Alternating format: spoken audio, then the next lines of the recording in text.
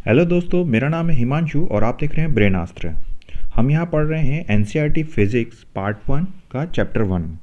उसमें electric charges and fields. पिछले video में हमने देखा था कि थेल्स ऑफ मिलेटस को क्रेडिट दिया गया था इलेक्ट्रिक चार्जेस की डिस्कवरी के लिए। थेल्स ऑफ मिलेटस ने एक एक्सपेरिमेंट किया था जिसकी वजह से इलेक्ट्रिक चार्जेस की डिस्कवरी को हेल्प मिली थी।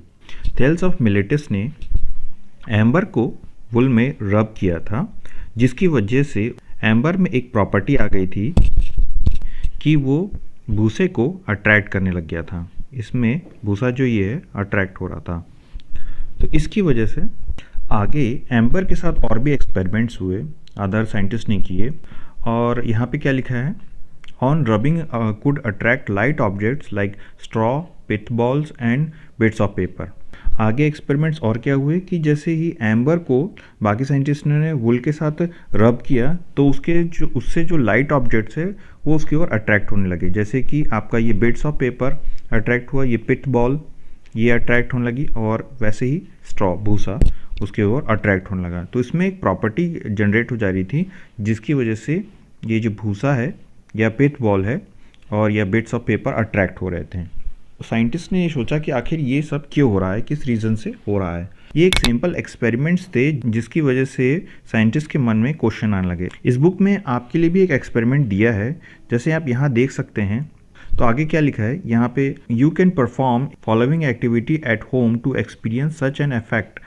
Cut out long thin strips of white paper and lightly iron them. Take them near is TV screen और computer monitor. You will see that the strips get attracted to the screen। तो यहाँ ये क्या बोल रहा है कि आप भी घर में एक्सपेरिमेंट कर सकते हैं। क्या कर सकते हैं, आप स्ट्रिप्स ऑफ पेपर ऐसे कटिंग कर लीजिए और उसको आयरन कर लीजिए, मतलब थोड़ा सा प्रेस कर लीजिए, और उसको आप जब टीवी स्क्रीन के पास ले जाएंगे, ऑन टीवी स्क्रीन के, तो वो अट्रैक्ट हो जाएंगे उसकी तरफ। और ये जो कागज़ है ये कुछ समय के लिए इसमें चिपका रहेगा और उसके बाद ये गिर जाएगा। यहाँ पे आगे लिखा है, it was observe that if two glass rods rubbed with wool or silk cloth are brought close to each other they repel each other. ऐसे ही बहुत सारे एक्सपेरिमेंट्स आगे होते रहे। ऐसे जैसे कि 1600 में विलियम ने किया, 1643 में थॉमस ने किया।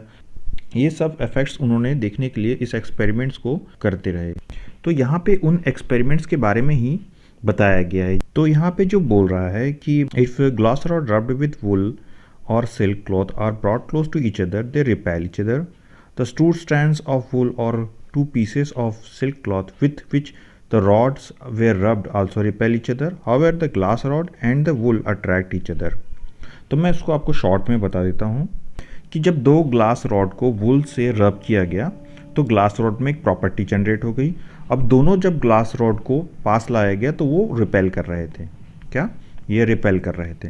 और जब दोनों वुल के टुकड़ों को भी जब पास लाया गया जिससे रब किया गया था तो वो भी रिपेल कर रहे थे। मगर जब एक ग्लास रॉड और वुल को दोनों को पास लाया गया तो वो अट्रैक्ट कर रहे थे, आपस में अट्रैक्ट कर रहे थे। इससे कुछ नई बातें पता चली। आगे उन्होंने क्या लिखा है कि similarly to plastic rod rubbed with cat fur repel each other but attract the fur. On the other hand, the plastic rod attracts the glass rod and repel the silk or wool with which the glass rod is rubbed. The glass rod repels the fur. तो इसको short में आपको बता दूं कि ऐसे ही similarly बहुत सारे एक्सपेरिमेंट्स और करते रहे उन्होंने प्लास्टिक रॉड के साथ भी यही एक्सपेरिमेंट किया। प्लास्टिक रॉड को जब उन्होंने फर से रब किया तो दो प्लास्टिक रॉड को जब उन्होंने फर से रब किया तो इन्होंने देखा कि दोनों प्लास्टिक रॉड आपस में रिपेल कर रहे थे और प्लास्टिक रॉड और फर जो है अट्रैक्ट कर रहे थे। ऐसे ही यहाँ पे प्लास्टिक रॉड और यहाँ पे ग्लास जो पिछली बार हमने रब किया था वो अट्रैक्ट कर रहे थे।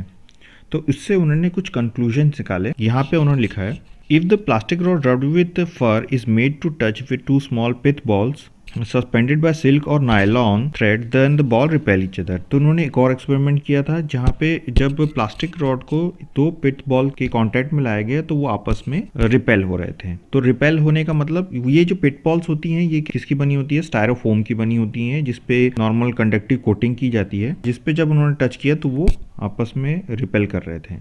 ये सभी एक्सपेरिमेंट्स कुछ कंक्लूजन्स बता रहे थे। यहाँ पे आगे वही लिखा है, this seemingly simple fact were established from years of efforts and careful experiments and their analysis. इससे उन्होंने कंक्लूजन निकाला कि दो ही प्रकार के चार्जेस होते हैं। It was concluded after many careful studies by different scientist that there were only two kinds of entity which is called the electric charge. तो इसी से उन्होंने कंक्लूजन निकाले कि यहाँ पे दो प्रकार के चार्जेस होते हैं। अब आप सोच रहे होंगे कि दो चार्जेस हो सकता है, पॉजिटिव और नेगेटिव चार्जेस की बात कर रहे हैं, मगर उस समय तक उनको पॉजिटिव और नेगेटिव चार्ज के बारे में नहीं पता था। तो उन्होंने कुछ और नाम दिया था। उन्होंने सोचा था कि ये कोई दूसरा प्रकार का चार्ज होता है और ये भी कुछ दूसरे प्रकार का चार्ज होता है। उन्होंने ऐसा सोचा कि we say that the bodies like glass rod, silk, fur are electrified. उन्होंने बोल रहे कि ये इलेक्ट्रीफाइड हो गए, ना कि पॉजिटिव हो गए या नेगेटिव हो गए। तो बोल रहे हैं कि जब रब करते हैं तो वो इलेक्ट्रीफाइड हो जाते हैं। और एक और कंक्लूजन निकला कि जो दो प्रकार के चार्जेस होते हैं वो या तो एक दूसरे को रिपेल करते हैं या तो एक दूसरे को अट्रैक्ट करते हैं। तो आगे यहाँ पे उन्होंने लिखा है, the property which differentiate the two kinds of charges is called the polarity of charge. तो पोलैरिटी ऑफ चार्ज किस बात से बोल रहे हैं कि भाई या तो वो एक दूसरे को अट्रैक्ट करते हैं या तो रिपेल करते हैं। तो इससे ये बोला गया कि ये दोनों एक दूसरे के कुछ ना कुछ अपोजिट टाइप के हैं, जिसे वो पोलैरिटी बोल रहे हैं, पोलैरिटी ऑफ चार्ज।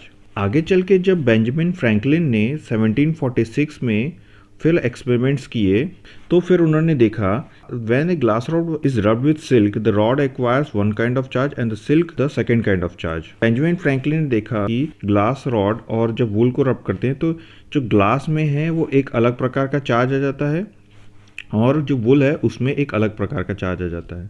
तो उसमें किस प्रकार का चार्ज आता है, तो उन्होंने कैसे कंक्लूजन निकाला, this is true for any pair of objects that are rubbed to be electrified. मतलब जो भी दो पेयर हम जो चूज़ करते हैं, जिसे हम जैसे ग्लास को हम वूल से रब करते हैं तो ये दो पेयर हो गए, वैसे ही जैसे हमने प्लास्टिक रॉड को हम फर से रब करते हैं तो वो दूसरा पेयर हो गया।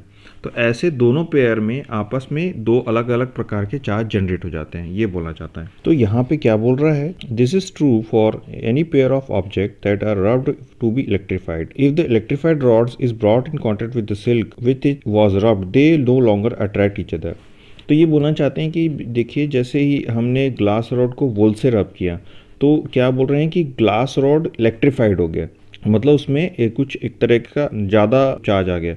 तो उसमें ये बोल रहे हैं कि जैसे ही हम now if the electrified rod is brought in contact with silk और वूल, वापस अगर हम इसको कॉन्टैक्ट करें इसके थ्रू तो वो क्या हो जाता है, दोनों का चार्ज खत्म हो जाता है, नल हो जाता है, मतलब ज़ीरो हो जाता है। They also do not attract or repel light objects as they on being electrified. मतलब जैसे ही इनका चार्ज नल हो जाता है तो इनकी प्रॉपर्टीज़ पूरी तरीके से ख़त्म हो जाती हैं। ना ही वो किसी प्रकार के लाइट ऑब्जेक्ट्स को अट्रैक्ट करते हैं, मतलब ना ही बिट्स ऑफ पेपर को अट्रैक्ट करते हैं और ना ही किसी प्रकार के पिट बॉल पे अट्रैक्ट करते हैं। तो ये इनकी जो प्रॉपर्टीज़ है वो ख़त्म हो जाती है। मतलब ये दोनों को जब हम पास लाते हैं जिससे हम रब किया था तो वो आप उनकी प्रॉपर्टीज़ ख़त्म हो जाती है। क्योंकि दो चार्जेस आपस में नलीफाई हो जा रहे थे तो उन्होंने ये कहा कि ये जो दो चार्जेस हैं वो या तो दोनों के अपोजिट हैं। तो इसका मतलब ये हुआ, तो बेंजामिन फ्रैंकलिन जो कि ये दिखाई दे रहे होंगे, बेंजामिन फ्रैंकलिन ने ये एक सजेशन दिया कि ये जो दो चार्जेस है वो पॉजिटिव और नेगेटिव चार्जेस हैं। क्यों? क्योंकि मैथमेटिक्स में भी आपने देखा होगा, आप अगर जब +5 और जैसे -5 को जब हम ऐड करते हैं तो वो एक दूसरे को नलीफाई करके आंसर वैल्यू 0 आती है। तो इसी बेस पे उन्होंने एक सिद्धांत दिया, बेंजामिन फ्रैंकलिन ने बोला कि ये भी दो चार्जेस भी कहीं ना कहीं प्लस और माइनस हैं, ये जब दोनों ऐड हो जाते हैं तो ये 0 नलीफाई कर लेते हैं। तो इसी बेसिस पे उन्होंने ये कहा कि ये दोनों पॉजिटिव और नेगेटिव चार्जेस हैं, जो कि बेंजामिन फ्रैंकलिन ने इसको क्रेडिट दिया गया है इस चीज़ का। यहाँ पे आप पढ़ सकते हैं, therefore the charges are named as positive and negative by American scientist Benjamin Franklin. और यहाँ पे एक और चीज़ को बताया गया था बेंजामिन फ्रैंकलिन ने कि भाई जब ग्लास रॉड को जब वूल से रब किया जाता है तो यहाँ पे क्या होता है कि जो ग्लास है वो ग्लास इलेक्ट्रीफाइड हो जाता है और उसमें कुछ एक्स्ट्रा चार्ज जनरेट हो जाता है, एक्स्ट्रा चार्ज आ जाता है जिसे उन्होंने पॉजिटिव कहा, और जिसमें से चार्ज कम हो जाता है, ट्रांसफ़र होकर इधर आ जाता है तो उससे उन्होंने नेगेटिव कहा। इसका मतलब ये है कि ये जो वूल है उसमें कुछ चार्ज कम हो जाता है और जो ग्लास में एक्स्ट्रा चार्ज आ जाता है, तो उसे इलेक्ट्रीफाइड कहा गया। तो इस वे में भी उन्होंने बताया कि जो पॉजिटिव चार्ज है उसमें ज़्यादा चार्ज जनरेट हो जाता है और जबकि नेगेटिव में कम चार्ज हो जाता है। बट आगे चल के भी इसमें इस बात पे भी कुछ गलतियाँ निकली कि भाई पॉजिटिव चार्ज में क्या ज़्यादा चार्ज होता है या नेगेटिव में। तो इस बात में आगे चल के जब साइंस डेवलप हुआ तो इस बात का भी करेक्शन किया गया, जो कि आप आगे पढ़ेंगे। तो दोस्तों आज के लिए इतना ही, और इस वीडियो को देखने के लिए थैंक यू।